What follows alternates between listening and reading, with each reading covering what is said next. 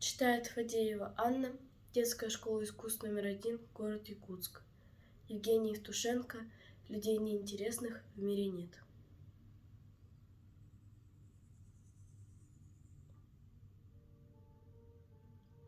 Людей неинтересных в мире нет. Их судьбы, как истории планет. У каждой все особое свое, и нет планет, похожих на нее.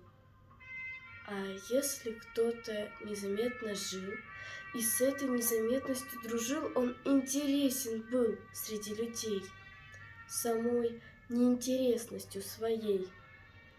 У каждого свой тайный личный мир. Есть в мире этом самый лучший миг, есть в мире этом самый страшный час, но это все неведомо для нас. И если умирает человек, с ним умирает первый его снег, и первый поцелуй, и первый бой, все это забирает он с собой.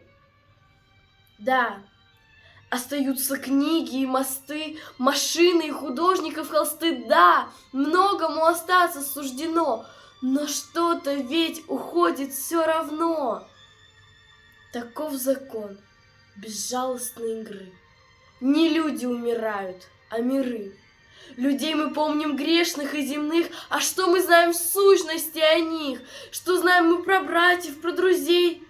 Что знаем о единственной своей?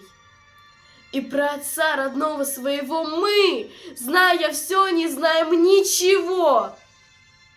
Уходят люди, их не возродить, их тайные миры не возвратить, и каждый раз мне хочется опять от этой невозвратности кричать.